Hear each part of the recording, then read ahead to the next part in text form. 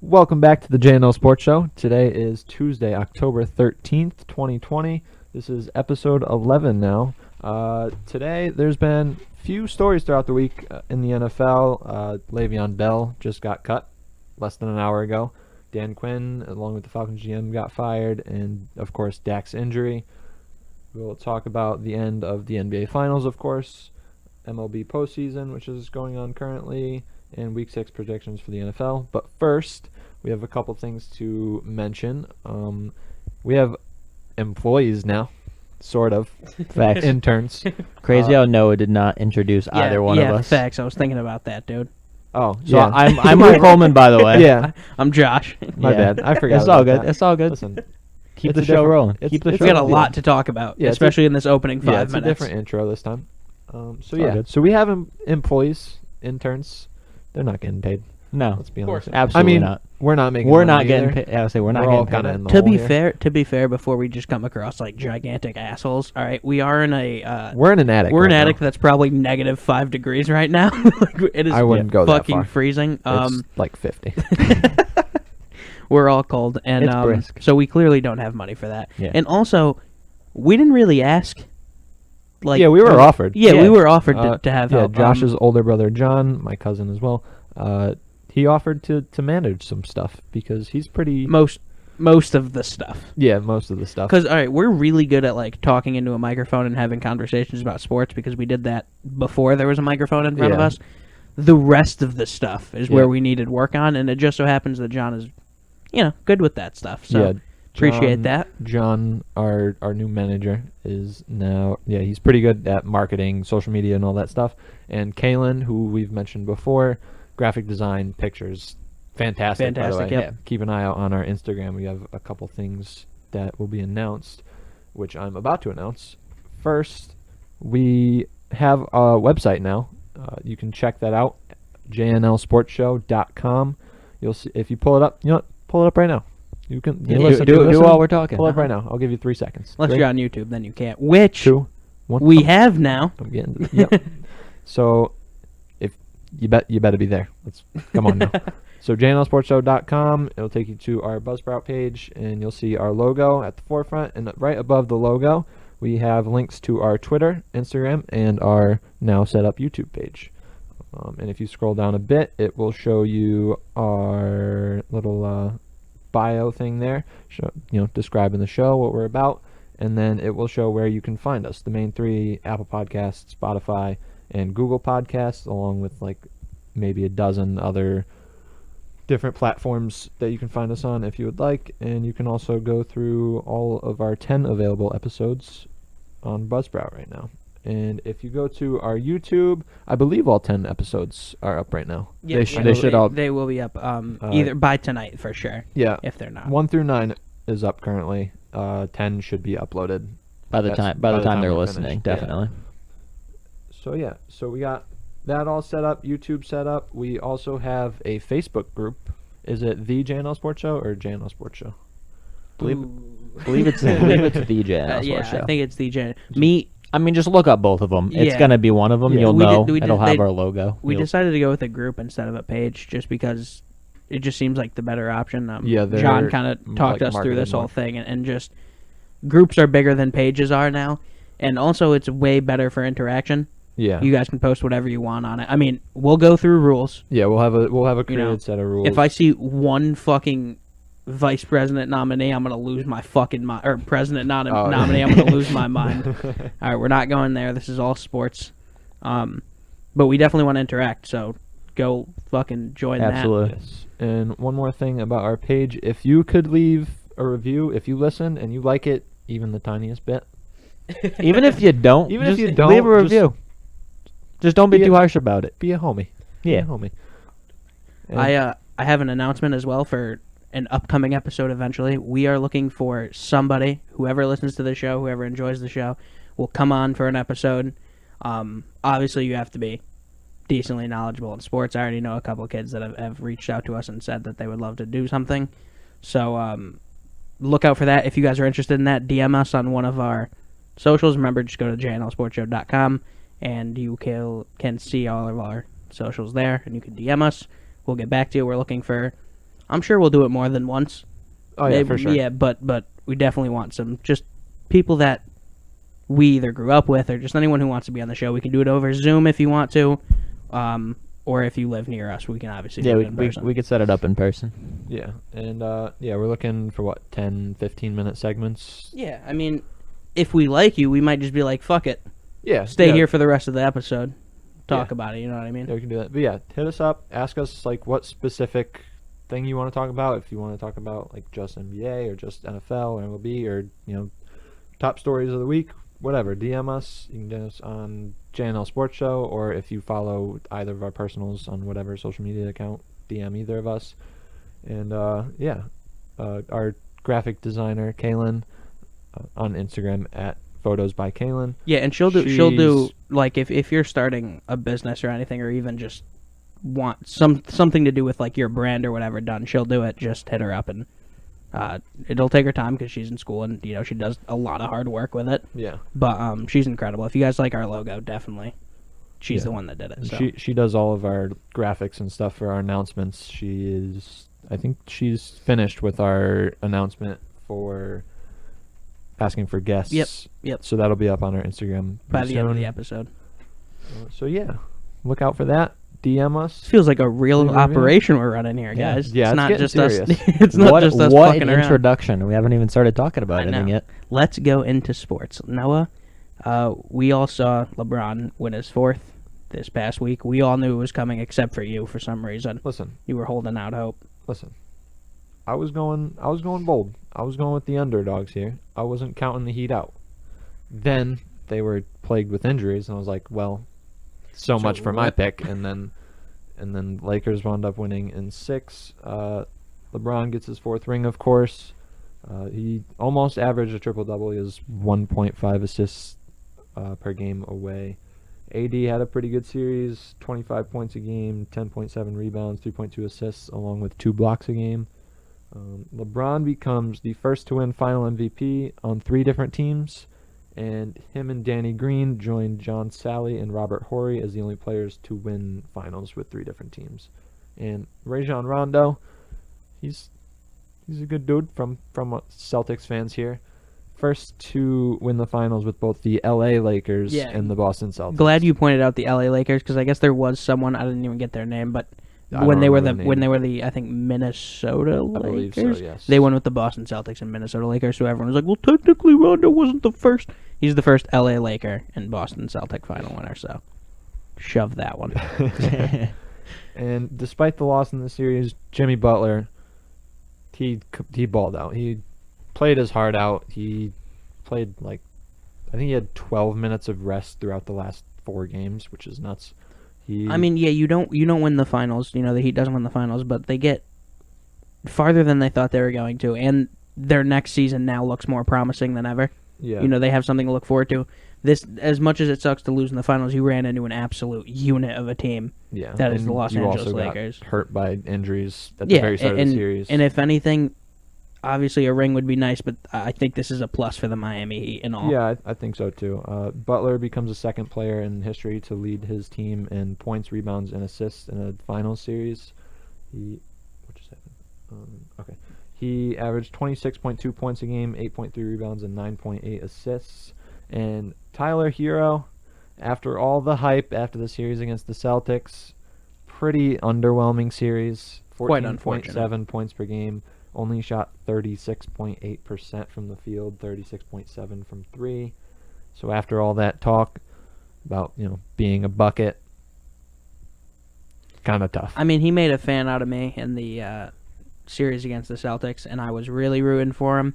Again, they ran into an absolute unit of a team, and size difference on that team as well. Compared to Hero, he's young. I think he only is going to get better. 20 years old. So I think he's going to get better, and I think again, as much as everyone either underperformed or whatever, I think it's the Heat only go up from here. Yeah, it's definitely a bright spot for the Heat because not only did they get much further than they expected to, this will likely attract off-season acquisitions as well in the free agency market. I could see them getting one more player added to that roster, and you stay healthy throughout the season. And Tyler Hero's obviously only going to get better in his first season. He's 20 years old, and Heat, I think they got a bright future in the next few years. I saw a Heat fan Photoshop Anthony Davis in a Heat jersey yesterday, and I'm not saying I think Anthony Davis is re-signing with the Lakers. Yeah, I think so. But it would be. I could see the Heat in the same spot this year. Like, I can see him back in the finals if they sign AD. If the Heat sign AD, they win the finals for sure. Wow. That's quite a take. I mean, I don't disagree with that. They're already a really good team. Yeah, I think. Yeah, if the Heat sign AD, I think they're the number one to win the finals. So this next thing, we don't really want to talk about it just because you hear it all the time. Every show talks about it. But we have to at least bring it up. Of course, with LeBron winning his 4th ring, he's going to be talked about in the same conversation as Jordan, as he always is. No, I'm going to let you start with your opinions on it. I still think Michael Jordan, and I think Stephen A. Smith put it quite well. Stephen A. Smith said he'll never put LeBron over Jordan.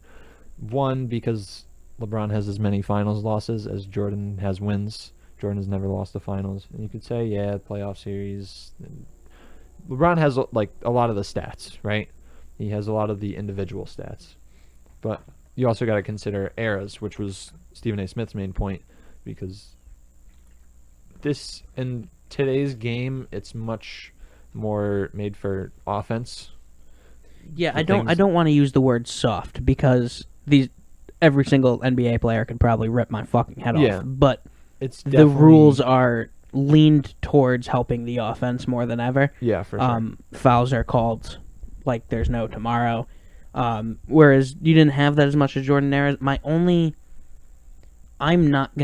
It's hard, especially in basketball, because the games are so different. Mm-hmm. Like football, you can still say there was a different era, but like Brady played he played towards the end of like the hard hitting era still. Yeah.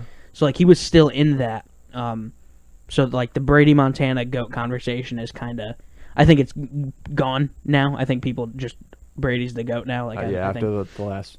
I think after 28-3, people were like, yeah, that's it. But with basketball, because it's changed so drastically, I don't remember who it did, but someone put it, we shouldn't call it GOAT like GOAT, like the animal. Yeah. It should be GOATE, which is greatest of their era. And I agree with that completely, because LeBron James is, without a doubt, as much as I don't like his character or whatever, without a doubt, one of the best basketball players of all time. Oh, yeah, for sure. It's fantastic. I mean, you can't deny that. Yeah. But as far as if him and Jordan were to go on a one-on-one or something, like, I just don't think they played two different sports, I believe. Like, as much as basketball is obviously the same thing, the threes that are being made in this year or this era is ridiculous. But then again, the defense of the last era was incredible.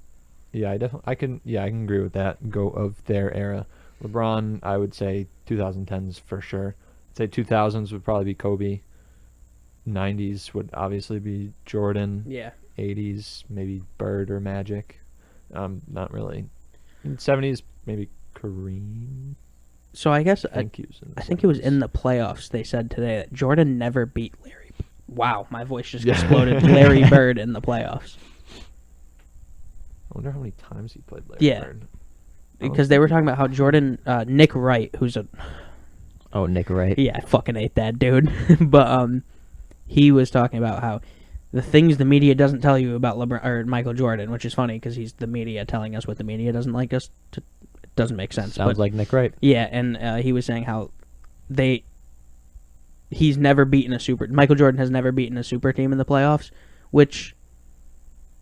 He said that there was three of them. He was like, there was the Pistons, the Celtics, and I forgot who else he said, but that he had never beaten them in a playoff series. Yeah. So Bird and Jordan met 6 times throughout their career in the postseason. Jordan averaged 39.7 points per game in those series, and so it's not like Jordan lost. Like that's a lot of that's a points lot of per game. And Bird averaged 27.2 in those playoff games, but I think in the game record, they've played 28 games. Bird has a 17-11 record, and There's no series record on here for some reason, which is an odd thing to leave out. But yeah, I mean, you got to think Larry Bird also had like 3 or 4 other Hall of Famers on his team, and I think that was before the Bulls really had their big 3 too. Moving on from that discussion, and do you have any? I know I'm just listening at this point. Yeah. What do you like Jordan, James? Do you have an argument in that, or is it just? I've heard people on either side tried. Like, I've been a part of multiple conversations, and I kind of just take in the information. Yeah, I don't know. I don't. Luke can name any baseball player that's ever been drafted, but he can't. When it comes to like the greatest of all times in basketball, it's just basketball is not my, like, I know names, but as far as like being able to tell you who is better, because I've heard people try to convince me that it's LeBron, and I've had people try to convince me that it's Jordan, and both of their sides make sense. It's kind of, they again played in different eras of basketball, so it's really hard to tell. Yeah, for sure. And I know, Randy, if you're listening, you're not gonna like that's one of our cousins. Yeah, he's a huge LeBron fan. If you know us and you know him and you have him on Facebook, you'll see it literally every 2 hours. But Randy, if you're listening, I know you don't like it, but I have to give props to LeBron on the 4th ring. I think you messaged me like a while back after that first playoff series. You said, listen, if they win it all, I got to shout them out. So, yeah, props to LeBron. Obviously, 4 finals and 10 finals appearances. Yeah, I was going to say, you bring up that record of him being like 4 and 6, is he? 4 and 6. I mean, as much as that sucks to not win the big ones, like more like often, obviously, than you lose, but making it is a stat. You know what I mean? Yeah. Making it that far is a stat that many times. So, yeah, props to LeBron. Not a big fan of his character, but I can't deny he's one of the best basketball players of all time. Yeah, I think he's definitely 1 or 2 in like 99% of people's. Unless you're Paul. Well, actually, Paul Pierce. Paul Pierce hasn't got said him it at 2 publicly, now because but he said if they win it, he'll have him at 2. I'd also like to point out, in the fact of my lack of basketball knowledge, that I did have Lakers in 6 this entire time. You did. And they That did, is in fact, correct. win That in is 6. true. We'll like to say, there we go. We'll Luke. like to say that my prediction was correct. I also job, would Luke. like to let's shout out Adam Silver, because 172 games were played over the past 3 months, 0 COVID cases, 1 breach which might have ended in this dude's marriage being. Yeah, that was a wild situation. But other than that, it was a very successful. Actually, I'm going to count that as part of the successful, because then you got the drama involved too, and that makes for great television. So, it was a good story. Good story. Shout out to the NBA. They definitely did it right. I know it probably wasn't easy for the players to be, far. Some of their families were able to join them late, right? After a certain point in the postseason, they were able to have some family members in there. But yeah, they definitely did a fantastic job. I think, obviously, going into it, you had some people test positive, but after the quarantine period, those first 2-3 weeks, they had 0 throughout the rest of the season, which was insane. And obviously, we had the little pause for 2 days. Yeah.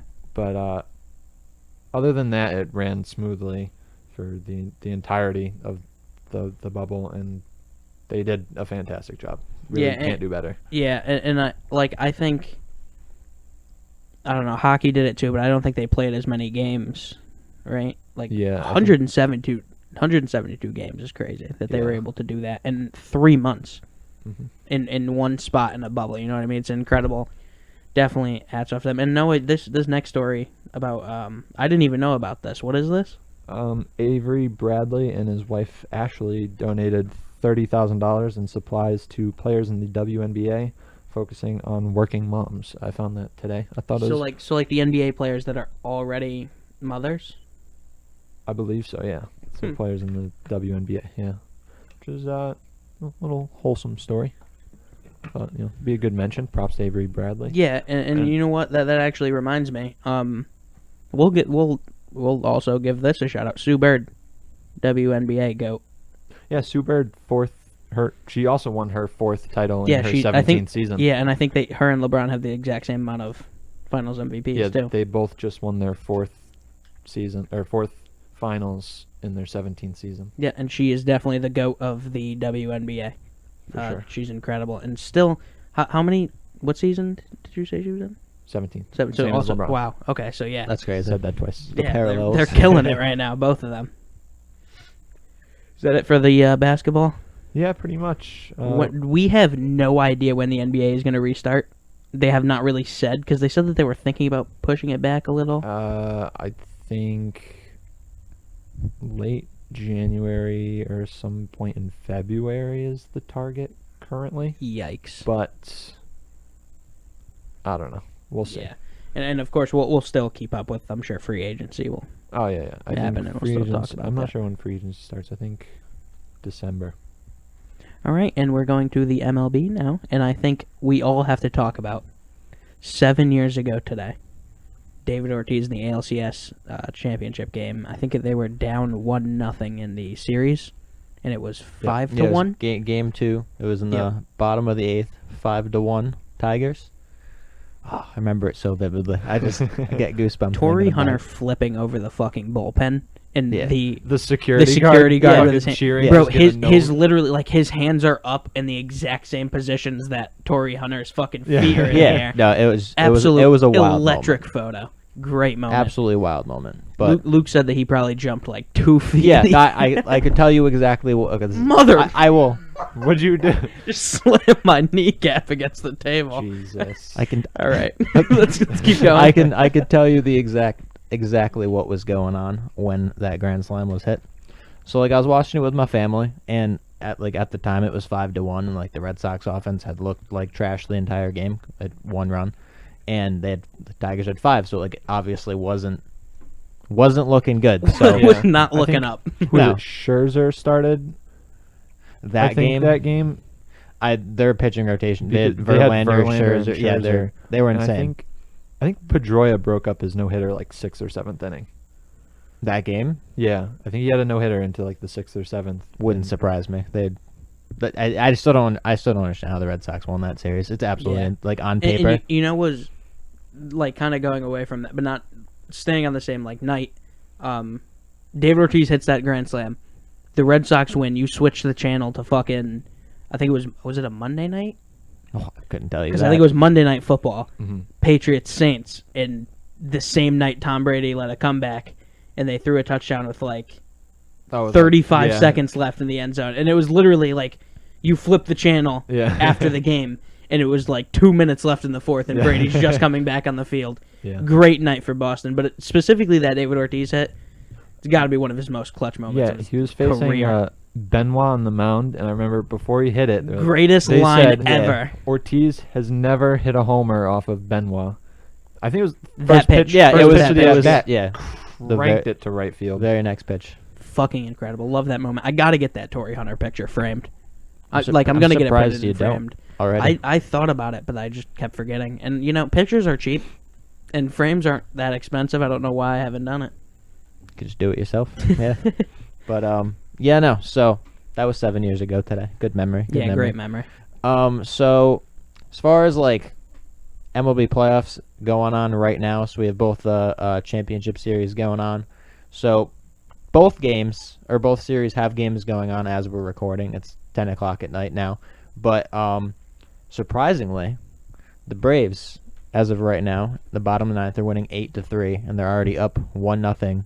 They're up 1-0 in the series against the Dodgers. So in a few minutes of me talking, the Braves could be up 2-0 against the Dodgers in the NLCS, which is just wild because Braves had come in, they hadn't won a postseason game and couldn't even tell you how many years before this postseason. Yeah. So like I think the fact that 2001 was the last one. yeah, so like the fact that they're 2 outs away now from going 2-0 on the Dodgers, a team that got better from last year. Insane. And then with the Rays Astros, Sorry, we just had to take a pause for a holy second. The Titans, Oh of course, my. this is the first time in 10 years we've had Tuesday Night Football, so we're trying to, like, keep up with that while during the show. God. I just checked the score. I think when we stopped watching, it was 28 to 16. The Titans are winning 42 to 16. Yeah, it was 28-16 with exactly 10 minutes left when we went up. Holy fuck. I mean, Jesus Christ. Okay, sorry about that. Go on, Luke. yeah. So For a team that had not have practiced. We'll talk about that, obviously. Yeah. Go on. So right now the Rays are up in the series 2-0 against the Astros. As of right now, they're in the fourth inning of the game they're playing. Astros up 1-0, but either way, Rays very strong showing through the first two games.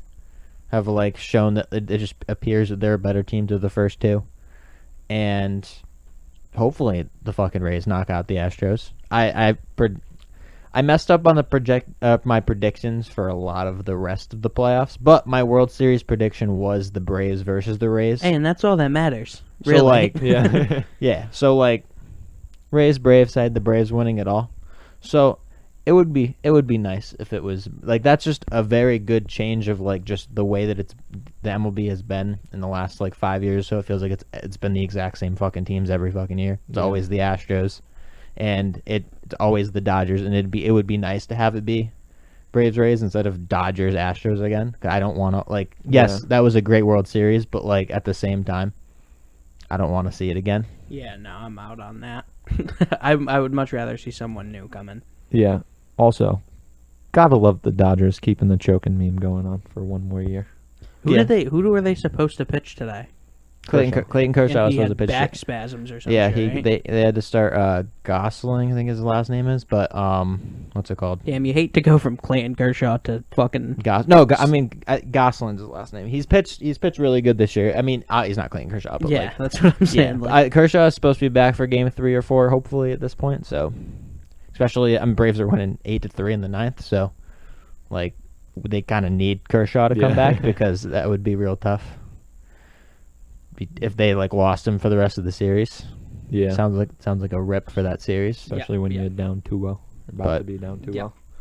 So that is what's going on with the playoffs, but there's some minor news going on related to the Red Sox, actually. So there's a chance. So, I mean, it was I want to say it was a week or so ago that the Red Sox officially announced that they weren't bringing back Ron Roenicke as their manager. I don't know if we talked about it on the show or not. So Red Sox have a manager spot open, and it appears things are lining up that it appears that a certain man named Alex Cora might be back for the 2021 season. I think this was a plan all along. I think from when he got suspended, it was kind of listen, you got suspended, we're aware, but we're going to bring you back. The success they had with him, there's no reason why they wouldn't bring him back. He fucking leaves and Mookie's now gone, so that's a big... Yeah, that's tough. And so who was there when Joe Kelly, Joe Kelly left the year before, I believe. For what? No, Joe Kelly was on Cora's the World first Series. year was 2018. World Series. So Joe Kelly left when he was gone. David Price. David Mookie Price. Betts, So he lost a good chunk of this team that he had built. likely Jackie Bradley Jr. as well. It's going to be tough, but I think from the beginning, from him, as soon as he got suspended, I was like, he'll be back. Yeah, I think it was just the way that it happened that they he wasn't fired. They agreed to part ways after the whole. Feels like forever ago now, but the beginning of this year when there was the whole Astros cheating scandal and it was breaking out what actually happened, and then that there was proposed Red Sox involvement, and then it was rumored that Alex Cora was the head of operations of the cheating that actually occurred. He was the one that actually designed the plan to cheat and everything. So, as it comes out, it was kind of all thrown onto the back of Alex Cora, and he was kind of blamed for everything. But in the management of the Astros, now not, but at the time they were yeah, no, we weren't aware of all of this cheating going on, and they kind of just completely blamed Alex Cora and completely just said that he had involvement in everything. Obviously wasn't. And Sure. Yes, Alex Cora had some involvement with it. He was the bench coach that year. He kind of can't be the bench coach and not have any involvement with it. But at the same time, they made it seem like it was completely only his idea, and he was the reason that there was cheating there. So I think one, just the way that he left Boston, and then the fact that he was cleared of all wrongdoing for the 2018 Red Sox team that it was just one of our video operators. Yeah. Like there was Being an something idiot. fishy going on, but it wasn't on the magnitude of the 2017 Astros. And then also us just not having anyone right now, and then retaining the people that we did that had close relations to Alex Cora also has a lot to do with it as far as like why he should be back. It just seems like everything's lining up Yeah, perfectly. it's just it'll be like, oh, 2020 season just didn't happen because Yeah. it would be good if we just acted like it didn't. Do we think the Astros got away with it?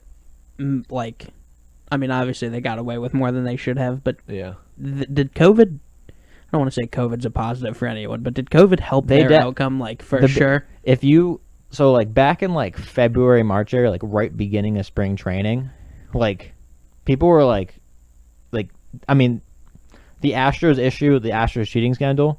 Yes, that totally got swept under the rug as soon as like COVID happened, and then baseball once like finally actually became a thing. People more like that wasn't talked about that much because it was like, oh, we're in a weird 60-game season, expanded playoffs, like teams that are randomly not normally good, like the Marlins and stuff like that, are actually performing well. So like, yes, it was kind of swept under the rug, but like if this season carried out normally, there's like it was like a serious issue. Like they were like teams are just going to intentionally throw at the Astros throughout like the first couple weeks of the season, and that was just what it was going to be. Yeah. And MLB was going to like there's The fans were tearing the Astros apart during spring training. like it would have been exactly the fan like because there's no fans this year, they also got away with that like Astros are going to get absolutely insane. I mean, they probably will. I hope people do not forget. Like, I really hope going into next season. I don't think they will. I think if they get Astros playing in the Bronx next year, absolutely they're going to get destroyed if there's fans there, of course. But I think there should be at limited capacity by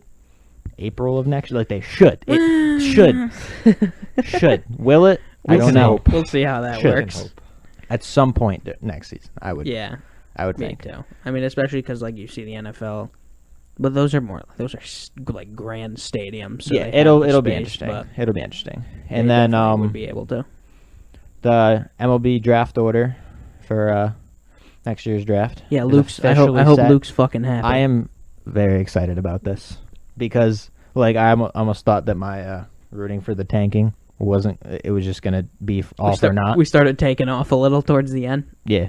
We started winning baseball games. Yeah, what's it called? I thought that like me actually like not being upset when they lost was going to be all for naught because they talked about like combining the records of the 2019 and 2020 seasons and like that would have sucked. We would have been like middle of the pack, but they didn't do that. They're doing like based on the 2020 records, so the Red Sox will have the number 4 overall pick. They didn't decide to win games in the last week of the season. It might have been different, but you know. Number 4 overall, can't really complain about that. And I mean, I just as far as like next season, I mean, of course, I'm gonna be from what this show has heard of my Red Sox opinions, it doesn't sound like I'm very optimistic. But I promise you, I'm one of the most optimistic people. Like every fucking year, Luke is telling me how great this team's gonna be, and every year, like 2019 Red Sox.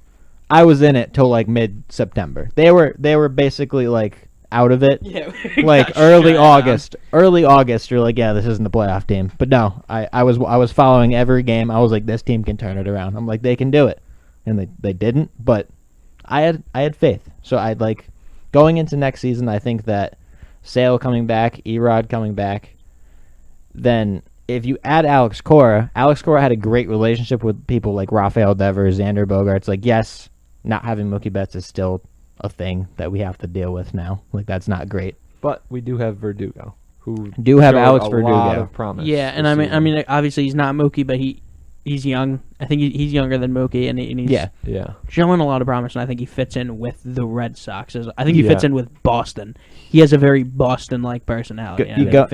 Going into the season, or like right after like the trade and everything, they were talking about like his personality, and like it worried me a little bit because I've seen people with that like crazy like flashy personality get absolutely roasted by the Boston media, and then they're automatically they're just out on it. Like it's just not. But like, yes, it helps with Verdugo a little bit, the fact that there was also no fans. I mean, he never really struggled. Like, he did good the entire season, ended up like having a really good season. So there wasn't really anything to complain. He was like one of the lone bright spots this year. So like, there was no reason to hate him. But he also did kill it on his first interview as a Red Sox. Too, like, I wouldn't say sucking up to the media, but the media is not going to trash someone who comes out and says David Ortiz, my favorite player of all time. Yeah, I that- can't wait that to meet him worked and too. give him a hug. Started off immediately with a good That's what- relationship yeah, with David exactly. Ortiz, who is A hero, which is, I wanted to bring this up. I forgot to write it down. When does David Ortiz get a statue in front of Fenway? When can that be done? Because I think he deserves it. I would not surprise me if. I mean, I'm pretty sure he has like a plaque there. yeah. I think, but When is he eligible for the Hall of Fame? I don't know the ruling. I would imagine in the next. I don't know how many years removed you have to be. yeah, As far I know as- NFL. I think is like 6 or 7. I couldn't believe. tell you. His last year was 2016, so I would imagine not too far from now. I mean, he's. I'm not gonna say he like, built Fenway because Fenway was been around forever and we were a good team, but he definitely rebuilt Fenway. Yeah, You know he's what I mean? Like, he's centralized. He's like is like the Red Sox culture and like fan base that Is exists David right now Ortiz, is yeah. David Ortiz. Yeah, All exactly. like it was built by him because like So I would absolutely love to see a statue in Fenway. He will be eligible in 2022. Yeah. Okay. so. I don't know if he'll be like a first. I don't know if he's like to the extent of being a first ballot. How like those are like Yeah. like top players that like there's just no like Mariano Rivera types, like there's actually no denying it. Yeah. But I mean he should get like a lot of votes. I don't know if he'll be like I mean, obviously, as Red Sox fans, We're gonna go ahead and yeah, say he absolutely I'm should trying be. to not be I'm trying to not have so much bias, but he Yeah, should. He needs a statue. Let's get that done first. Yeah, For sure. definitely should. Like can you imagine a statue in front of Fenway Park? I can with him Hit- doing that, pointing up like after when when he hits a home run, he does the fucking. I was thinking what's it called? The more Boston Strong related. Right after his That too. speech when he Yeah, said yeah. "This is our fucking city," like where he had like his it was yeah, like, yeah. nobody's It could gonna be dictate that our too. freedom. Yeah. Didn't we Perfect. name, or didn't they name like a street Yeah, after him? yeah, Right. yeah. at Fenway? They did. Yeah. Oh, they have a bridge. It's the David Ortiz Bridge, Nice. the one you have to cross over the. I don't know if that's the Mass Pike or not. It would make sense because it's Massachusetts and it's a highway, but not entirely sure. But you have to pass over a highway. I know to what you're get, talking about. I know to the get exact- over yeah. to what's it called from. There's a train station over there. Yeah, from the T right there. Subway, yeah. Damn, I really miss going to fucking. I know. sports No, games. I'm The last time I was at Fenway was the three of us. serious Yeah. withdrawals. We went to game the 118, right? Or 108?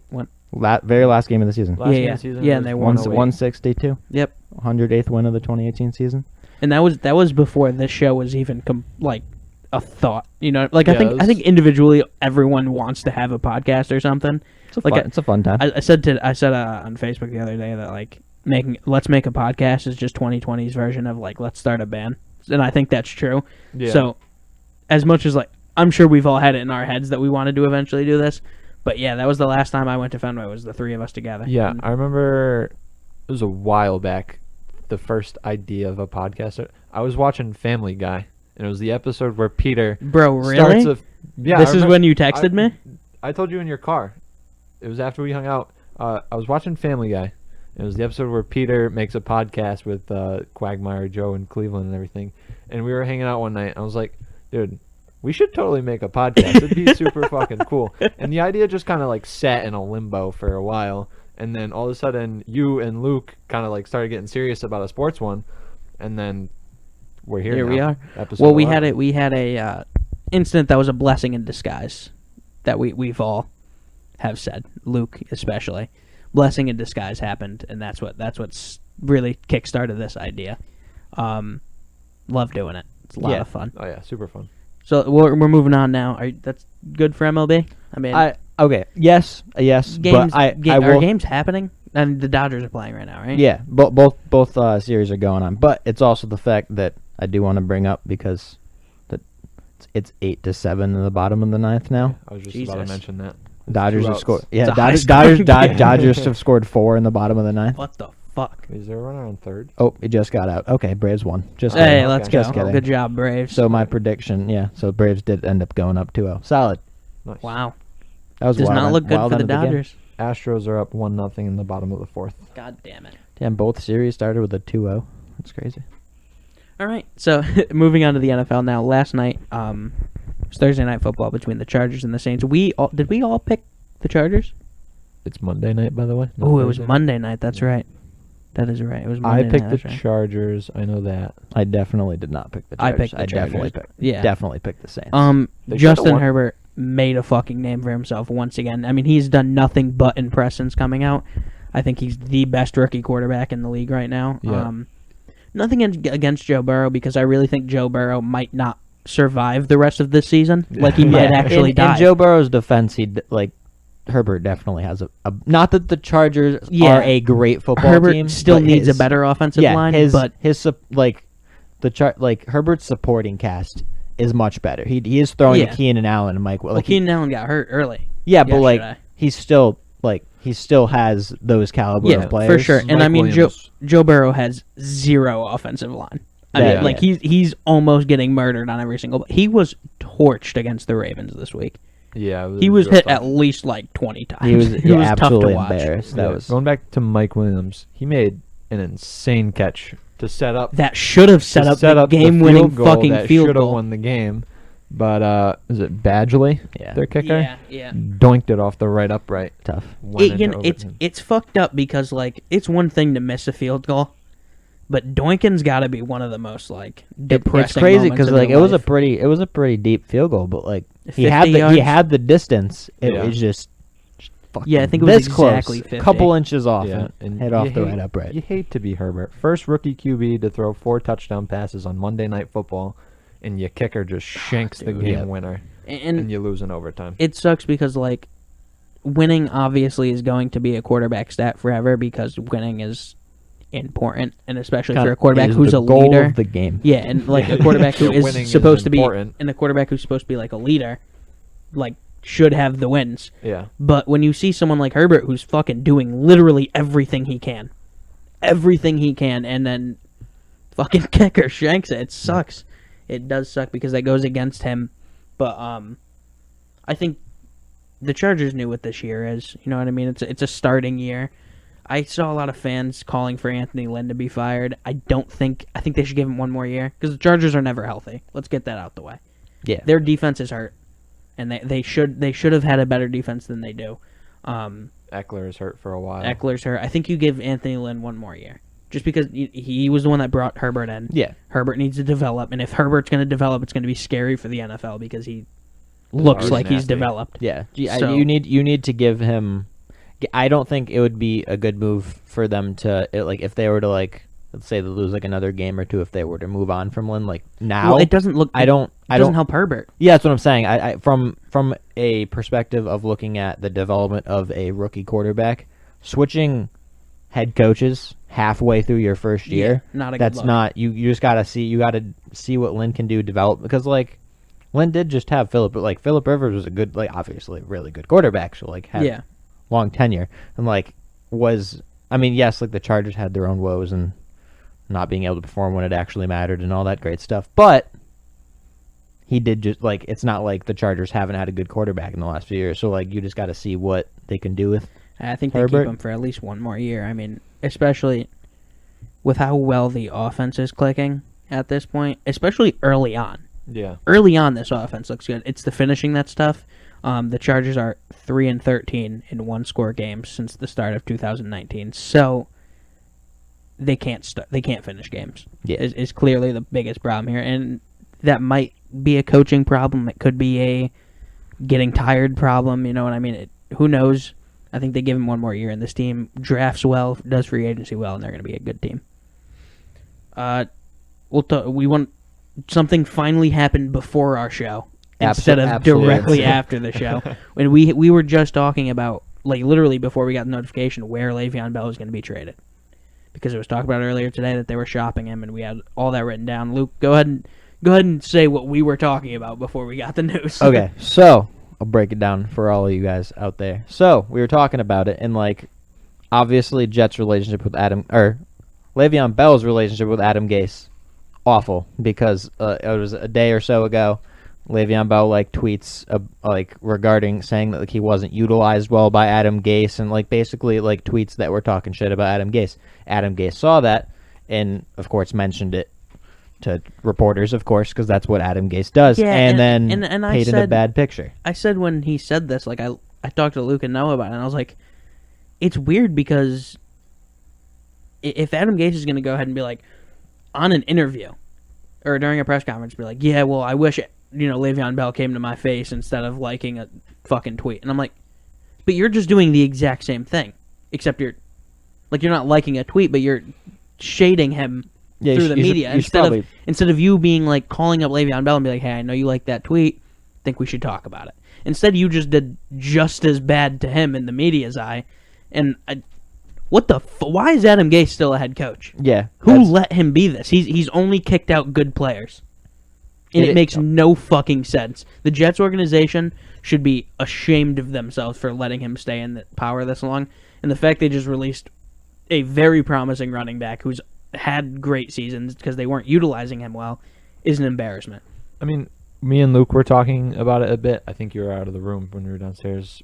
We were considering possible places where Bell could end up. But a majority of the teams either already have a set starting running back right now, or they're running that several back set like the Niners, Patriots do.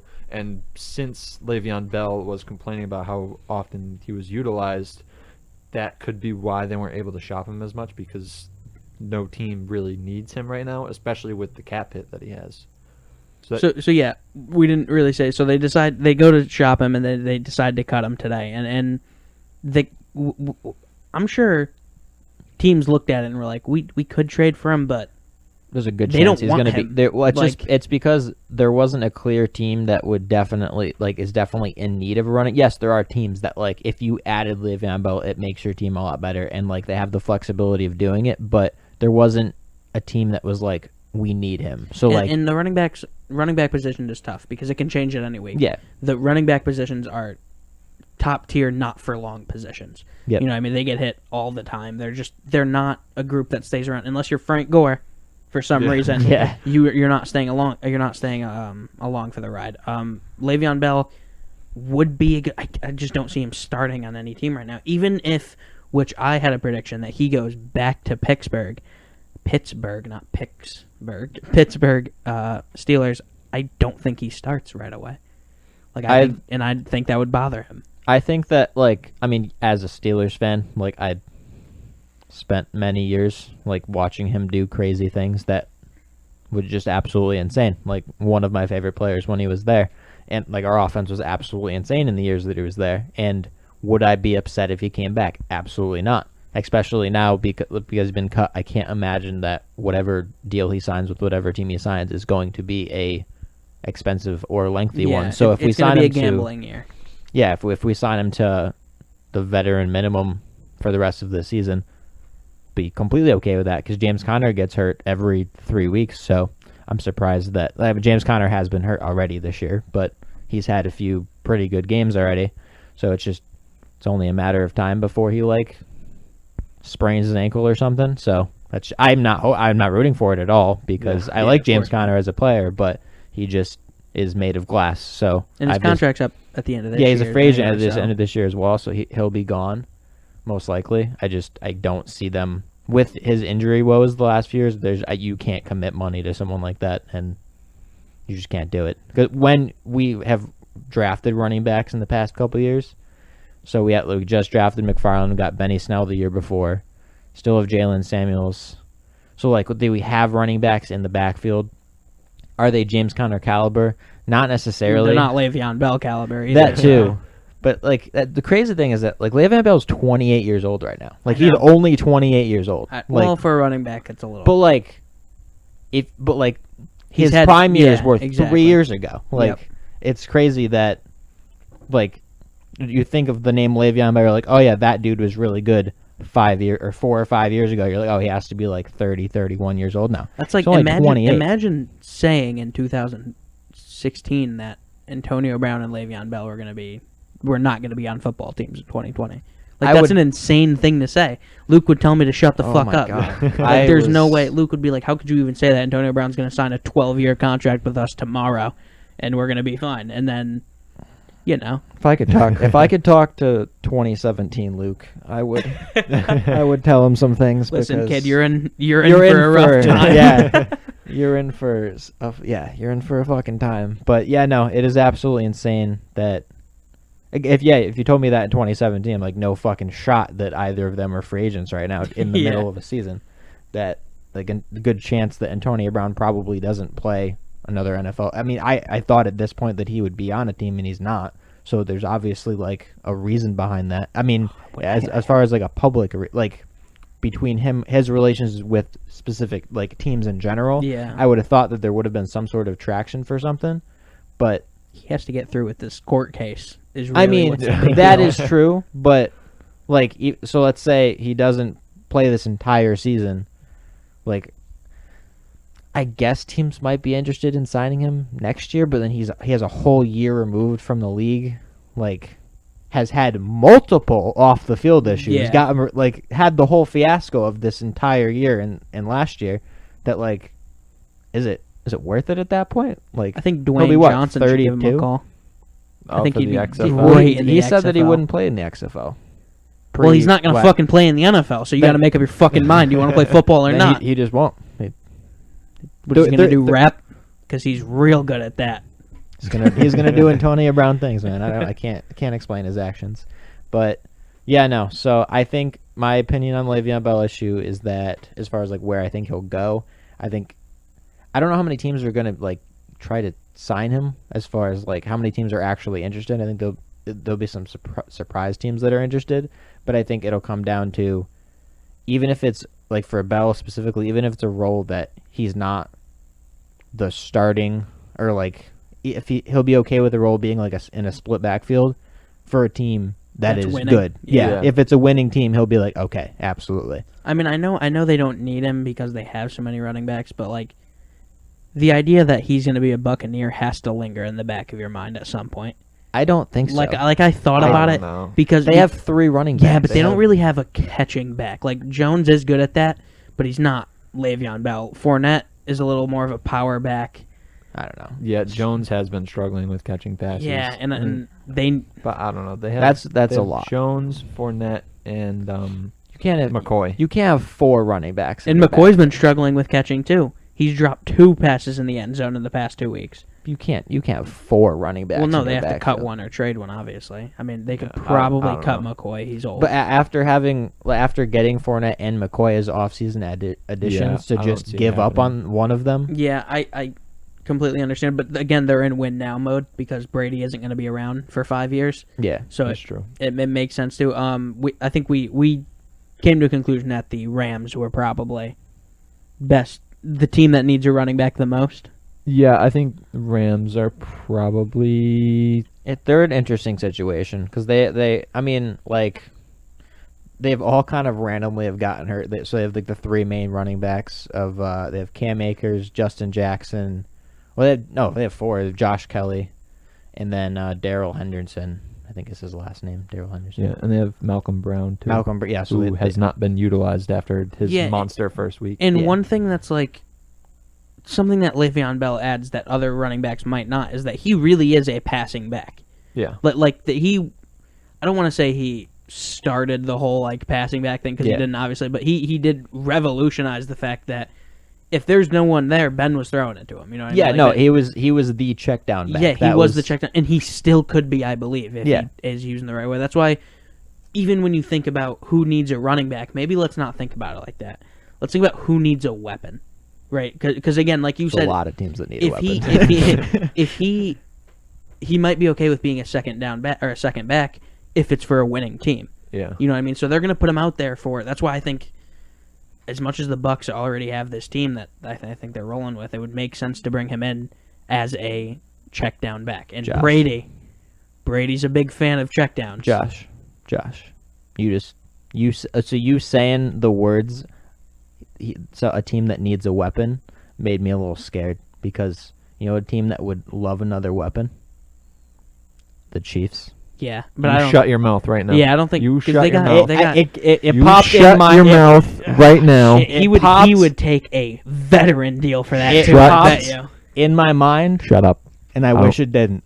Just, I just shut up. Dude, Just shh. can you imagine? Because No, who's their back? Is I it don't want Clyde to. Edwards and I do don't. they have it? No, that's it. They have Edwards Hilaire. I don't know who they're. Oh. They have some other 'Cause random person. They had And Damian Williams, but he opted out. And Edwards Hilaire is not a receiving back either. yeah, and he would probably take a deal, like a good deal for. Of a course 1 you. year. You're playing with Patrick Mahomes. Of course. Fuck. That's fuck. bad. How did we not talk about that? Because we just kind of Because think we didn't want to. we just think about the Yeah, Chiefs. we were just acting like it was something that couldn't happen, Chiefs but don't exist. it's a very good Fuck. possibility at this point. Actually, that's kind of scary. That's Damn. really not okay. Actually, Because I mean, they already use Tyreek Hill as like. They're using him more as like a distraction than like a wide receiver. that's you That- can't you can't beat that team. You can't. What the fuck? I mean, Sammy Watkins just got hurt too, so they're gonna need he's out for 2 weeks, I believe. So they're gonna need another. Damn, the more we're Fuck. talking about God damn it. The more we're talking about it, the more it just seems. Yeah. So moving on from that shit show. While we were on the topic of Le'Veon Bell and Antonio Brown, Steelers had someone have a breakout game this past Sunday. Chase Claypool, who is from Notre Dame. Me and Josh are big Notre Dame fans for football, so you love to see him balling out.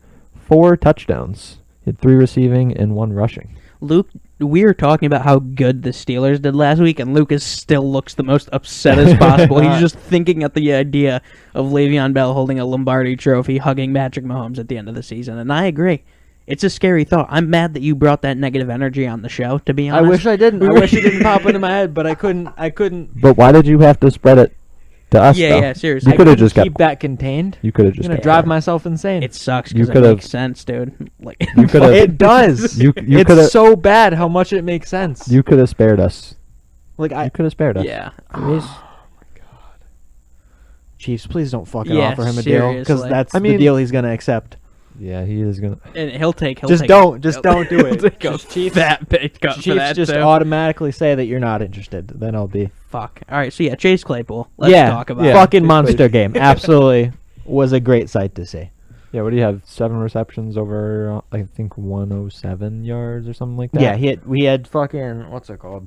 They did. I've never it was kind of just a random play that they did 1,000 times where they kind of Ben just kind of did like some weird like handoff to him to the left, and he was fucking wide open because they had I think they had Eric Ebron and I don't know if it was Juju or if it was another tight end or someone else ran to the left side. So there was those two blocking the 2 defenders on the left side, and then it was kind of just fucking wide. There was just wide open hole. But then, I mean, Ben had a 70-something yard or 80-something yard pass to Claypool at some point during the game for one of his touchdowns. So Claypool just absolutely went off. Like just had a great game. Yeah. The Steelers defense made me fucking want to die for most of that game, though. 29 points to the Eagles is tough. Like Travis, I think what is this? I couldn't even tell you his first name. His last name is Fulgham.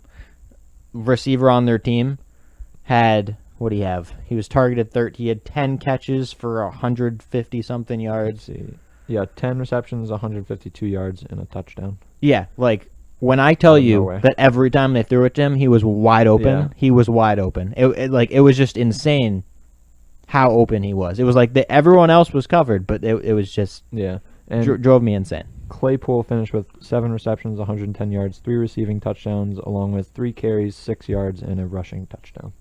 Yeah. What a fucking game. Yeah, no, had a great game. Love to see it, especially because Deontay Johnson got hurt in the first half.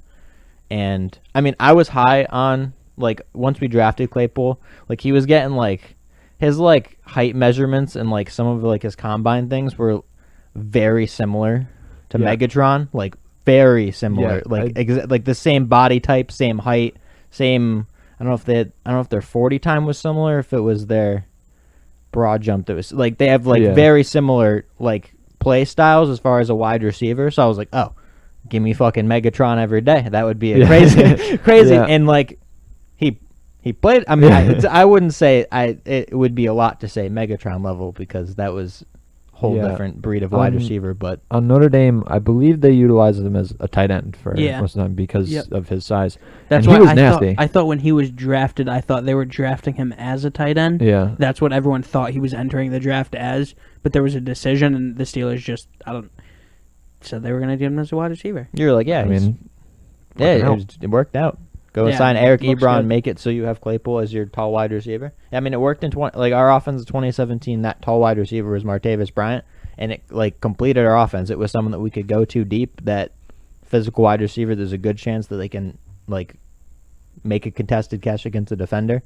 I forgot about Martavis Bryant. Yeah, the Steelers made him relevant, and then he made a wasn't catch. on the. Well, I mean, if he just him and Josh Gordon have the same problem. Yeah. Listen, play 5 years in the NFL, okay? Don't smoke for 5 years. Play 5 years, make all the money, then smoke all of the drugs you want. Yeah. But do those fucking 5 years, please. Yeah, no. What's it called? Martavis Bryant was he had obviously he had a lot of off the field issues, suspended multiple times, and beat for marijuana and stuff like that. Yeah. He's been suspended multiple. Yeah. Had a lot of off the field issues, but there was a drama. I don't know if it was during the 2017 season or if it was during the 2018 season, but it was related. Had to have been 2017 because it was related to Juju. That people were talking about how, it was even, I think it was on Twitter or something like that. That for some reason there was an interaction that fans or people were saying that Juju is better than Martavis Bryant. I mean, obviously is, but at the time, Juju's rookie year, they were like, oh yeah, Juju is gonna beat you out for your job, and you're gonna get replaced. Then he tweeted responded saying then he wants to go somewhere that a team that's actually gonna play him. Ends up on the Raiders was the team he ended up on after, and never really amounted to anything. He was there at the same time Antonio Brown was there, I believe, right? I think he was on. I mean, Antonio Brown never actually played a game for the but I'm Raiders. saying in So training camp, I think they were there together. there's a possibility. Once Martavis Bryant left the Steelers, I kind of stopped paying attention to him because I knew that, yes, Martavis Bryant. If you look at the Martavis Bryant 2017 highlight reel, it's a nice highlight reel, but a lot of those are absolutely insane throws by Ben Roethlisberger. That and the fact that he was the number 2 or number 3 receiver on that team. An offense that had Antonio Brown, Le'Veon Bell, a ridiculous that offense was absolutely insane. Yeah. So being the number 2 or number 3 receiver on that team, you get a lot of opportunities. Yes, he did make some crazy catches, and they're very enjoyable for me to watch. But that's not it. Wasn't all Martavis Bryant's ability. Le'Veon Bell made $28 million. He played in 18 games. 18 games. Yes. Has not. He's gonna take an easy fucking pay cut to play with the Chiefs. Can we stop talking Yeah, about this? For the love of God. I was getting over it, can't- and now you're bringing it I back. can't. It won't leave my mind. I just went on Twitter and looked, and someone was according to people who are close to Bell, said that he's gonna take a minimum deal. And Absolutely, you take a deal for a team that's gonna win. fucking Chiefs. So, I mean, it's a Le'Veon Bell stat. So he hasn't had a rush of more than 20 yards since January. It was 13th or 14th of 2018. Yeah, it's a tough stat to have for a running back. Yeah, the Steelers lost to the Jaguars, where we lost 45 to 40, 45 to 42. Lost to Blake Bortles. I mean, we lost to Leonard Fournette. We lost to Leonard Fournette. That we didn't lose to Blake Bortles. We lost to Leonard Fournette because our rush defense, absolute hot garbage that game. Leonard Fournette would just run a draw up the middle and run for 50 yards every single time. Damn, remember when the Jags were in the AFC Championship? Remember when they almost beat the Patriots in the AFC Championship game? They were. Yeah, they beat us. They were 45 to 42. I'm pretty sure. They were up by 10 in the fourth. Pretty late, yeah. Yeah. They were pretty close to going to a Super Bowl. Who would they have played? Which What is Super wild. Bowl was that? The Falcons? No, because the No. Falcons was AFC Championship was Steelers Patriots. Oh, was it the Eagles then? It was the Yeah. Eagles then. They They would've would have got got Nick. shit They would have got stomped. Nick Foles. Nick Yeah. Foles would have still won that. Nick Foles was something else that year. So That was the game I started to like Stephon Gilmore. Because I was Yeah. like, yo, Stephon Gilmore fucking sucks, dude. He's When never we doing it. first He's picked him tripping on every fucking play. He keeps getting fucking penalized, and then he made a 4th down play, and I was like, let's fucking go, Gilmore. Because you always fucking shit on him for no reason. I'm like, he's a good corner. Like, what are you saying right now? No, he's now like And one now- of the best corners. And now in is the league. reigning defensive player of the year. Okay, so let's keep running through because we still got to make our predictions for all the games. We're over an hour now, so we got to keep Oh, we Well, running doing- actually, through. we'll start with that now, and then the things that we have to talk about, we'll talk about then. Because the first game, one, we do not have a Thursday night game because we had a Tuesday night game, so it starts Sunday. We have the Texans, who just fired their head coach, Dan Quinn, and their GM. Who was their GM? Do we know? He was a name. What are you saying right now? What are you The saying? Texans. Bill O'Brien was already fired like 2 weeks ago. You're thinking the Falcons. Bro, holy fuck. I was like, what are That's you facts. talking? The Falcons- Josh having a stroke. Because I was looking at both of them, and they're kind of close together, so I was, the Texans won their first game without Bill O'Brien. Where are they close Correct? together, Josh? Oh, Correct? yeah. They won their first game? Yes, they Yeah. did. They're now 1-4. The Texans are like, they're not really that close together. All right. So Josh just had a mental miscue. Yeah, I did is have what a occurred. mental miscue. Yeah.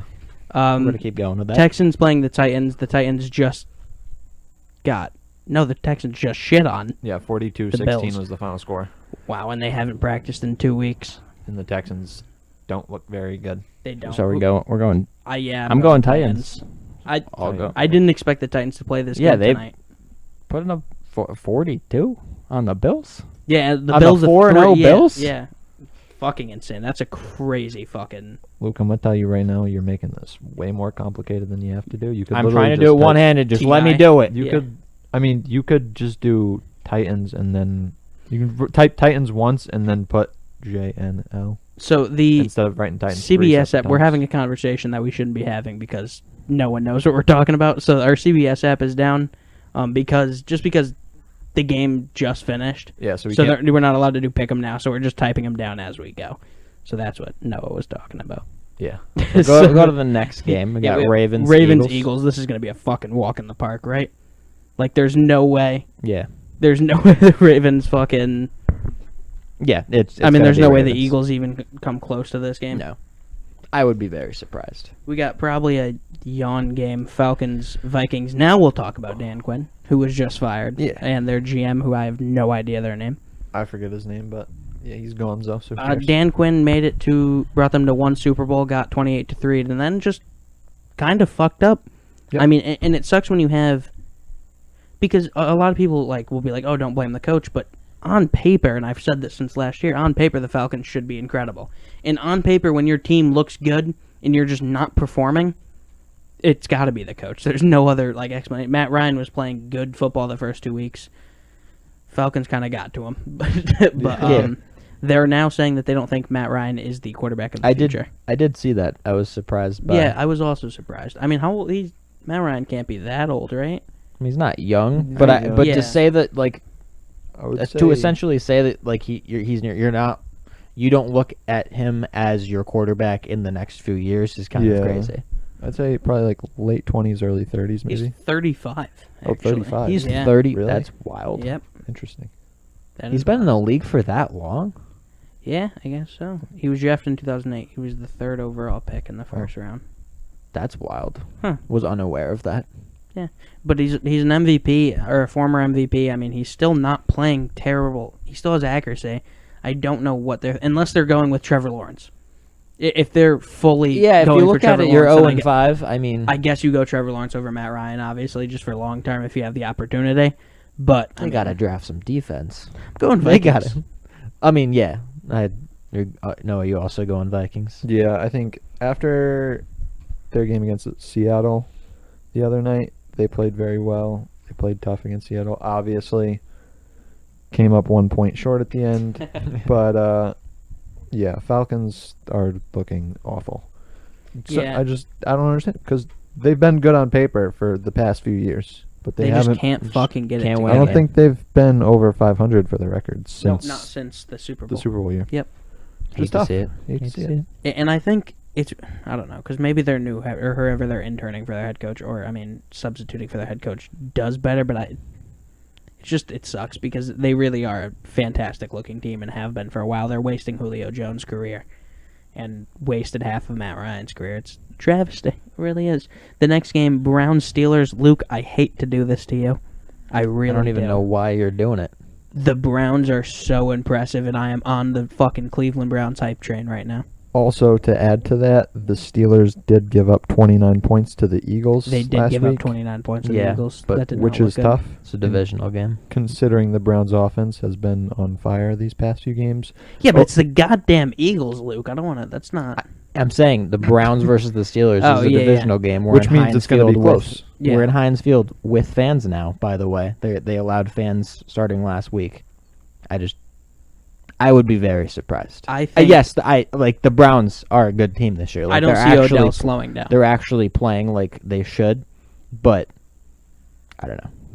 Yeah, I'm going Browns. I I'm don't going think Mayfield's not forcing like he thought he had to early on. He's being patient. He's throwing it away, which was a big deal if you're a quarterback. We see it with Sam Darnold. He's forcing these passes that are going to get picked because he feels like he can't win games. But that falls against you. Throw the ball away if you think if you have nothing there. You know what I mean? I think Mayfield is catching on. Obviously, the Steelers look fucking great, but I don't know. I just think the Browns have it this week. Steelers now have Zach in 61 straight games. They had 5 last week against the Eagles. Nice, still going. So what did we say the record was? 69. 69 is the record. Going for that record. Yeah. Very It's easy. possible. Also, I'll point out a little storyline related to this Browns Steelers game was that Mike Tomlin was asked today or yesterday about yes, about definitely, the because Myles Mike Garrett. Tomlin gave the perfect fucking Yeah. response, and I love Mike Tomlin now. Yeah, it was a great response. He was asked about whether like the Myles Garrett situation. This is the first time they're facing the Browns like since that whole situation occurred. Like Myles Garrett's playing again.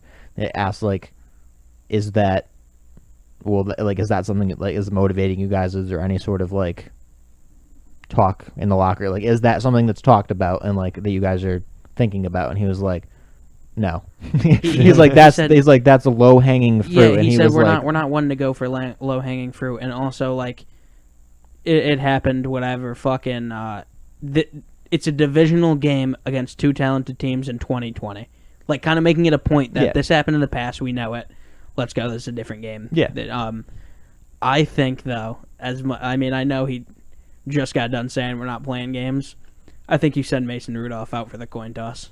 I think that'd be good. Also, is Mason Rudolph fucking terrified though? Like, is he a little nervous going into this? I'm sure what we'll see. I hope we see is post game. I'm sure Myles Garrett might walk up to Rudolph and just be like, hey, just because I think it's damaged both of their characters so much. I mean, I'm not going to say something small because it was very ugly, but the way it was handled afterwards by both parties, more so obviously Myles Garrett, but it didn't look good for anybody at the end. That was a bad situation. So I think the best case scenario would be to them, post picture online together. That'd be great. I mean, honestly, with the hits Mason Rudolph took last year, you might have completely forgot the whole situation. It's a fact. Fact. He got killed a couple times last year. He might. That is a possibility. Had a few concussions and stuff. Yeah, it was true. Okay, moving on to the next game. Bengals Colts. I like I'm gonna probably go Colts, but my problem is Phillip Rivers is a very what they call a short term memory quarterback. He can throw 2 interceptions and he is still fucking going deep. He's pushing it every time. Definitely a bold strategy as an NFL quarterback. That being said, the Bengals just have no fucking. Yes, the Bengals just line. aren't good enough of a team to beat. The Colts defense has been playing very well these past few weeks, and you got to go Colts. Yeah, it would be surprising. Next one, Lions Jaguars. What an interesting game. Man, what a great game. Fuck it, Lions. Like Matthew Stafford. Is this his contract year? I have no idea. He needs to get the fuck out of Detroit. He's making a lot of money there, though. I know, but do something for yourself. I mean, Stafford. yeah. Please. Yeah. You know what? He's a good quarterback. He's supposed to be their franchise. You know what? Quarterback. You going Jags? I kind of want to go Jags too. Minshew Mania is going to make an appearance this week. I kind of want to go Jags too. I'm going Jags. That's fucking I think ridiculous. Minshew is going to have a good game. Yeah, whatever. Yeah, it is the 1-3 Lions. Like, it's not, I mean, they're not great. it's a tough. I mean, I'm gonna. it's going to be a tough game because they're both bad. But hopefully the Lions do this thing where they score 14 in the first quarter and then they, continue to do that like throughout the game. If they do that, they should win this football game. Yeah, but they haven't done that for the past 6 times that they've had a 10-point lead. They've been up 14-0 like 4 games straight now, and they've just fucking blew it. 6 games in a row where they had a double-digit lead, they blew it and lost. 6 games in a row. Yeah, I'm That's just tough. Just going Jacks. Why not? You hate. It'll be one of those. You It'll hate be one to of be those a weeks. Lions fan. It's tough. Bears, Panthers. This is a tough one too, because I didn't believe the Bears, even though they did just beat the Tampa Bay Buccaneers, who was supposed to be this almighty team. I didn't believe that they were really the team that beat. Like I think the Buccaneers made a lot of mistakes. I think they dropped a lot of passes. I think the fact that they had 109 yards worth of penalties is a big problem. Yeah. Their defense looked good. I mean, they got to Brady very easily, but then again, like, this is Teddy Bridgewater. He could get away. He's not Tom Brady. Tom Brady can't scramble like him. So, I think I'm going Panthers. I'm going to go Panthers, too. I see the Bears as the same Bears as a few years ago, the old double doink year, where they were a really good team in the regular season, but early playoff exit. I could see it happening again this year. I mean, Nick Foles is obviously a good quarterback. He struggled early. Yeah, he missed a couple wide open fucking passes. But I think in the second half he really turned it up and obviously led them to a win. I'm gonna go just for variety. I'm gonna go Bears. I'm not going confidently with the Bears. I think it's gonna be a close game. I don't think you can pick any of these teams confidently. It's tough. And a side note for the Panthers, Mike Davis has really stepped up in place of Christian McCaffrey after his injury. I picked him up in one of my fantasy leagues, and he's scored 20 plus in the past 3 weeks. So I'm pretty excited about that. Yeah, he's been pretty good. Definitely a plus. Our next game is the Washington football team versus the New York Giants, and I want to just talk about New York as a whole for a second. They are so bad. Football world. Noah, can you tell me the last home team to win at MetLife Stadium? The New York Guardians. Oh, in the XFL. The Jets and the Giants have both started off 0-5. That's so tough. The first time in their franchise's history. The 49ers have more wins at MetLife this season than both of the New York teams combined. That's so tough. Yeah, the 49ers are 2-0 at MetLife. While losing all of their team while playing those 2 games, too. Yep. That's so they tough. lost Bosa early in that game against the Jets. You got to hate defend your home to see turf. it. You got to defend something. I mean, 0-5 is not a good look. Oh, it's so bad. I'm going to go Washington football team. I think Alex Smith. I was just about to say we got to talk about it. Who made an appearance last week. He is not going to have to face Aaron Donald. Jesus Christ, that scared the shit. Did you see what Aaron Donald said afterwards when that motherfucker's leg is strong? Yeah. Yeah, I said that on the he sideline. will definitely should be more comfortable in the pocket this game. Obviously, when you have Aaron Donald. He looked good. Yeah, obviously when you have Aaron Donald on the other side of the line. Breathing down your neck at all times. It's tough. It's real tough. He looked fast. Alex Smith looked faster than he ever did, which is scary to think about, that they just fucking replaced his leg with fucking speed boosters, because there was a run he had where he looked a little scared to slide, which is not a plus, but he was fucking taking off. He looked good. Yeah. I'm very happy. I would be scared to slide if I was him too. Yeah, I mean, he didn't take any contact hits in practice too. That was something that really I thought I saw something about that they weren't. His first hit was fucking Aaron Donald jumping on his back, and like he held up Aaron Donald for a good second. Like Aaron Donald really had to put all of his weight down to get him down. But yeah, Donald. As soon as that happened, I was like, well, it was fun, Alex Smith. It was real fun. But going Washington. Yeah, me too. Yeah. And I think Alex Smith, now that he's starting, I think he's a lock for comeback player of the year for sure. That we might as well talk about it. Dwayne Haskins. The stories have been interesting that have come out of there. It seems all but done that he will be traded before the trade deadline. Can't imagine he's being a starter anywhere. I wouldn't think so, unless there's some surprise injury. He could go to the Jets. I think he could probably go to the Jets, because I'm not sure if they really want to run with Flacco while Darnold's hurt. I think the Jets would be a good landing spot. I saw something about the Patriots picking him up for a backup, but I think You don't really need it. Yeah, I mean, yeah, but like at the same, is it worth bro, trading for that? bad timing for Brian Hoyer's fucking birthday to come out today because the Patriots tweeted happy birthday to backup quarterback Brian Hoyer, and the comment section was a very negative place. It was not a happy place. I would like to point out this is completely not related to football at all. The Rays are now winning 5-1. Nice. Wow. Love to see that. You do. But Fuck the so Astros. Brian Hoyer Oh. had a birthday today, and based on the last time we saw Patriots football, the Patriots fans did not wish him a happy birthday. We'll go with that. They were very not very nice to this man. So Broncos Patriots. Broncos Patriots. This is a game that was pushed back, supposed to happen. I hope Cam Newton's in it.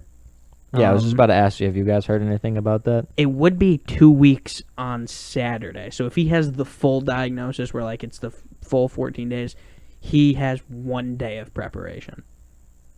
I mean, he probably still plays. But you have to test negative twice. So if he tests negative on Saturday, he would have to test negative Sunday morning. Yeah. They in order to also, speaking of that, NFL just put in place game day testing. Yeah, so their game's at 1 though, so he wouldn't even get the result until like later on, I don't think. No, I think the instant tests come in like 10 minutes. So maybe There's a chance. he would have no preparation at all. I think just the way that the Broncos have like weirdly played this year, that I think there's a chance the Patriots win anyways, even if Yeah, I'm going Patriots either way. Yeah. I think if Stidham starts, I'll be more confident. yeah. Stidham didn't look terrible. I know a lot of Patriots fans are attacking him, but he came into a situation that was not good. Yeah, no, it's hard to. It was his first like real quarter he had to play, and he came in and threw a pass and it tipped off fucking Edelman, and then he was instantly down by fucking like 9. So Yeah. he was like, I have to score right away. So he, of course, had to force some balls. He underthrew a couple people, which is not great, but just throw. If he didn't have to throw deep because there was 4 minutes left, you know what I mean? I think more positive He from was definitely him. put in a desperate situation where he had to make those throws. Definitely against the Chiefs, whose defense has been playing extremely well. Broncos, who are still kind of injury ridden. I think I'm gonna go Patriots, whether Cam plays. I think or it'll not. you guys will. I win in my opinion because of your defense. I think it'll just be. Just as long as Brian Hoyer doesn't touch the field. Correct. Yep. I would much enjoy that. The Jets, Dolphins, and we have to talk about Fitzmagic.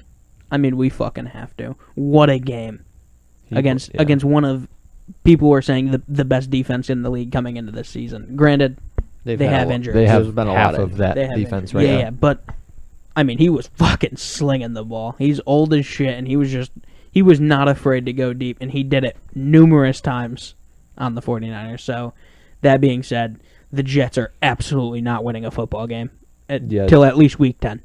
So I'm going to go Dolphins. Dolphins put up 42 on the Niners. Yeah. Something you hate And the to Jets see. have Joe Flacco, I think, coming into this game because I don't think Sam Darnold's cleared. So Yikes. I'm going to go ahead and say that the Dolphins probably take away. Yeah, Luke already put. Yeah, Dolphins I didn't even- before we even finished, Luke Yeah, put that we all picked for the sure. Dolphins. There's no way you're picking the Jets. I think what could be the game of the week is up next, and that's the Packers Buccaneers. And I know, I picked the fucking. I'm gonna hear about it the rest of my life. Yeah, I you're picked an the idiot for that. Falcons Yep. to beat the Packers, and I regret it.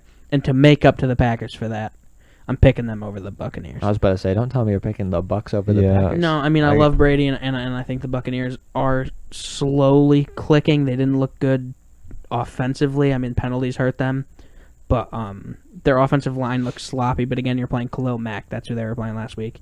I think they'll do better against the Packers, but Aaron Rodgers is just playing different football than everybody else. He looks fucking incredible. Packers, they'll be able to get over some of the injuries they had. They just had their bye weeks. Devontae Adams is now back. He'll be back. So Lazard should be back. I haven't really checked because it's been their off week, or their bye week. But they've just been playing really good. I don't know. I would be very surprised. Doesn't make sense that they're didn't playing good. They did nothing this offseason to get better. I mean, they went 13-3 last year. Like they were, Yeah. they were but a really good team. they were a 13-3 team that was like I get bound that, to but like lose. record wise, it doesn't surprise me that they're 4-0. They've played out. Like Aaron Rodgers has played out of his mind. yeah. Aaron Rodgers playing some of the that best is football. that has been surprising. To me. 0 turnovers in their first 4 games of the season. Is And they've- absolutely nuts. And they've scored 30 points in every single game. Yeah, Yeah, I guess definitely just definitely definitely enjoy Packers. and I enjoy watching Aaron Rodgers do what he's doing. Like he's one of those players that I'm starting to appreciate now, and I'm like, yeah. wow, he's playing fucking incredible and for his age. So yeah, I think Packers take that one. Buccaneers are starting to click, I think, but I think it's still a few weeks before they reach their full potential. I mean, their receiving core has been hurt the past few weeks. I don't think they've had their full receiving core at all yet this season, because either Godwin's been hurt or Evans has been hurt. I mean, O.J. Howard is now out for the season, which is tough. But yeah, I think Packers for sure.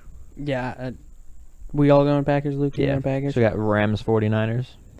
Again, if you asked me this fucking before the season, easily 49ers, but the Rams are another team that is surprising the hell out of me. Can't believe they're doing good. Predicting them to be 5-1 right now.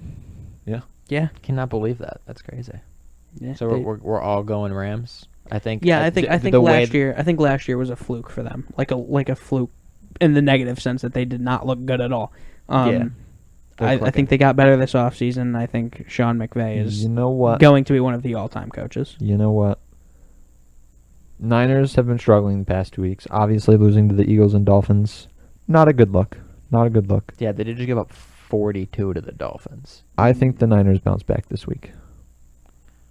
There was a lot of talk about Jimmy G maybe not being the quarterback of the future. Like I read today that it's just depending on what media source came out with it, could mean it's 100% true or 100% someone woke up and was like, that would be a cool story. But there was reports today, and the fact that there are reports, I think there's truth in almost everything that comes out, at least a little bit, at least a hint of truth. And the fact that it's been said that they might be trying to move on from Jimmy Garoppolo is scary for the 49ers. And it kind of sucks because I remember this offseason, people were talking about Brady going to San Francisco, and I think he would have because he grew up in California, has always been a 49ers fan his whole life, and they were like, oh, we got Jimmy G, he's nasty, and they went ahead and he has 6 interceptions now. He's played 3 games and thrown 2 picks every game, and of course was benched against the goddamn fucking Dolphins. The Dolphins. Yeah, he was benched against the Dolphins. Yep. Yeah. So not good. Keep moving along. Monday night games. We got 2. So we got Chiefs, Bills. The Bills just got absolutely demolished by the Titans, but like 2 4-1 teams. Chiefs also just coming off a hard loss against the Raiders. I think the Chiefs bounce. I think like the Bills will do good, but Chiefs. It's gonna be tough for the Bills to stop Le'Veon Bell once he inevitably signs with the Chiefs this week. Come on now. No. Chiefs. Chiefs win gotta this go one. Chiefs. After the Bills. The Bills absolutely annihilated by a team that hasn't practiced hasn't legally practiced in 2 weeks. And the Chiefs they got to have the rebound game after losing to the Raiders. Yeah. A divisional game. I get all that. It was the highest scoring game. Raiders were able to pull out and win the game, but I don't know. It's Patrick Mahomes. It was the first Raiders win against the Chiefs in Arrowhead in a while, at least 5 years. It was also the first time ever Patrick Mahomes has lost by more than a touchdown. Really? Yeah, that's the stat. They lost by 8. Or more than, fucking wild that's a stat. I'll look it up right now, but I'm 100% sure that. I'll move on to the next game while you're looking up that stat, because that's a wild stat. We're all going Chiefs, right? Yeah. Yeah. Cardinals, Cowboys, we haven't talked really about it. Cowboys related. Dak just absolutely obliterated his ankle. Yeah, it was scary to see. It was tough. Quite scary. So guys, it might just be a cramp. Oh my god, dude! When Tony Romo said that, I was like, "Gee!" He said it while the camera is focused on his fucking ankle, just completely like. Yeah, dislocated it looked and real dislocated and fractured. Yeah, so out for the rest of the year. I was trying to figure out like the timetable on trying to look on Twitter. I don't know how reliable that is. I think they said 4 to 6 months, which does not look at good. The start of playoffs at best. Yeah, but then I also saw stuff that was that's with 100% good rehab is 100% able to use it right away after surgery, because there's people saying that there's a chance that one, that he's not going to be able to play for the rest of the season, including playoffs if they make it, which they're in their division. So the Red Rocket Andy Dalton should definitely be able to lead them to the playoffs, but that like there's a chance that like the beginning of next season is in jeopardy, and then it all depends on how his ankle reacts to the surgery and how he's able to. Someone said something that was about possibly career ending. That's kind of extreme. I don't know. Yeah, about I that. don't know. But I don't think it's all that. If Alex Smith can come back from almost losing his leg, I think Yeah. that Dak Prescott's as strong much as I don't like the Cowboys, and as much as pretty much every NFL fan besides Cowboys fans hate the Cowboys, it's very unfortunate to see, especially since Prescott has been playing extremely well this season. He was leading the league in passing yards, and I think he was just over 100 yards short of Kurt Warner's record for most passing yards in the first 4 games of a season, and he got hurt like I think early in the second half, so he probably would have broke that record. I think he's in second now for it. Who, Prescott? Prescott, yeah. He got hurt at the end of, or like halfway through the fourth quarter. Oh, well, yeah. Anyway, He was definitely going to throw another fucking was- touchdown. He had 133 passing yards on the game. I'm yeah, pretty I sure. mean, He was struggling a little bit, but it was a over tough game. 1,800 passing yards in 4 games is fucking insane. Especially someone who takes a gamble on themselves. He denies this contract because he knows he's worth more. He wants to be this franchise guy. They weren't offering him the long-term deal he wanted. So when someone's gambling on themselves, you want to see him succeed. Yeah. And unfortunately, I mean, this is the worst way to lose a gamble. There's nothing really he could have done. Yeah, I mean, especially, I think a lot of people did not see him as that kind of level for a contract that big. I certainly was one of those people that are like, yeah, you don't really deserve a big contract like that. You have to win the big games, and he hadn't done that. Yeah. But now it's looking. We look at this season, and we're like, okay, well, maybe it's not his fault they can't win a fucking game. Yeah. Their defense is goddamn Their atrocious. defense has been struggling a lot this season. And one thing I saw earlier, which was a good thing to see, Gordon Hayward, who had a similar injury a couple of years ago, obviously, he tweeted, "After my injury, hearing from Paul George, a guy who had been through it, it made a huge difference. Dak, if there's anything I can do to help, don't hesitate to reach out. You're not alone." So that was a good thing to see. Obviously, it's a tough thing to, not only for your physical health, but I'm sure your mental health as well. It's just an unfortunate situation. Yeah, it really is. I'm gonna go Cardinals. They kind of fell off for 2 weeks. Yeah, But I think they did decent last week, and I just don't think. yeah. I'm also As much as I love Andy Dalton, Yeah. I really am an Andy Dalton fan, and I it's hope still for him, the but Cowboys defense. Still the Cowboys defense, Yeah. and Andy Dalton's just not as mobile as Dak Prescott, which is helping the Cowboys a lot. So I'm just going that. So going to, were we all picking Cardinals? Yeah. Everyone? So what I was saying about Patrick Mahomes, so he's lost 1, 2, 3, 4, 5, 6, 7, 8 games in his career. Okay, since 2018. So since he came in. He lost to the Chargers by 1, Titans by 3, Rams by 3, Patriots by 3, Colts by 6, Texans by 7, Seahawks by 7, and the Raiders by 8. So he has never lost more than a touchdown except for this week. Well, I mean, it's That's still a it's one still a one-score possession. game. Yeah. He's never lost a 2-possession That is- game before. Yeah, that is insane. I know. A crazy stat. He gets shit done. I mean, they have weapons that Yeah. you want to fucking go in there again. Yeah, we need to stop talking about that. We're just gonna I'm get done talking about the Chiefs. God. Yeah, that was the episode this week, guys. Thank you guys again. Noah, go ahead and run us back down what we talked about in the beginning. Yeah, so our website is up now, JNLSportsShow.com. Check it out.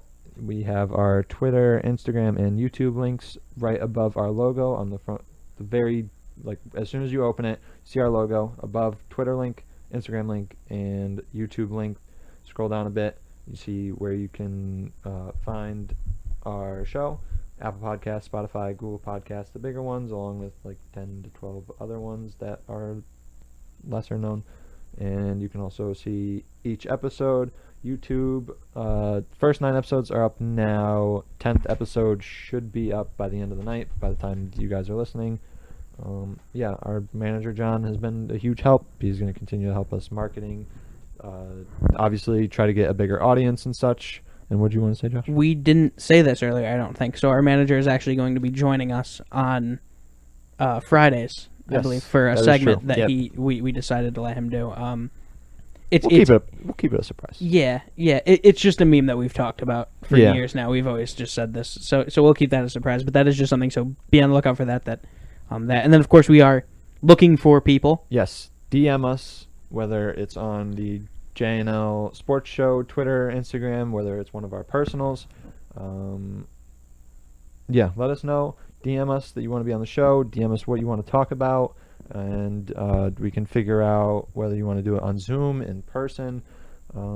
Figure out how long the segment's going to be. Maybe the whole show. We'll see. We'll see how it goes. I mean, I'm Figure it out, excited yeah. about it. I like interacting with people, and I think this is a great opportunity for anyone who wants to. Yeah, and Get on it's the mic. definitely something to expand our audience as well. So let us know. DM us, do all that. Leave a review on our podcast on Spotify, Apple Music, whatever. Yeah, it goes a long way, guys. Really, Yeah. like. And also follow Photos by Kaylin on Instagram. She's been amazing for our graphic design, our logo, of course, all of our announcement posts, all the graphics and stuff like that. Thank you, Kaylin, if you're listening, which I'm sure you will be. Thank I hope you. you will be. Yeah, and I think one more thing I wanted to mention, Mental Health Awareness Day, I believe it was called, was a couple days ago. Okay. So obviously these times are not Harder on not unprecedented, the greatest of times. So, checking on your friends, even like a simple text like, "Hey, how are you doing?" could go a long way. And we've talked about it on the show before when the whole Skip Bayless came after Dak for being. Yeah. We've talked about it. We're all on the same page Yeah. that mental health is a issue. We all agree that we should all do the best we can to help someone out. We have links on our Facebook, or on my personal Facebook, for the Hayden Hurst Foundation, which is a organization that you donate, and it's for people with mental health. And Hayden Hurst, of course, an NFL tight end whose brother had the same thing that kind of Dak went through, and so there are organizations to go help out there. Of course, it is still October, so it is also Breast Cancer Awareness. So let's keep donating to that. And make sure you are registered to vote. Yeah, because that is that is less than a month away. Check if you're not registered to vote. Make sure you check whatever due date that you have to be registered by. Make sure you're registered. If you're eligible, obviously you have to be 18 plus. But yeah, vote. Check out whatever organizations for Breast Cancer Awareness Month, mental health, all that stuff. And remember when you vote that this isn't a this isn't like a team sport. We're not going against each other.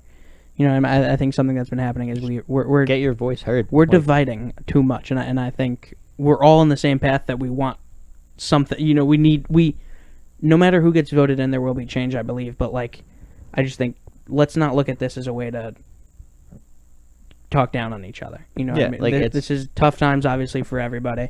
Let's rise each other up, and let's have a great week. And we'll see you guys on Friday. Absolute blast today.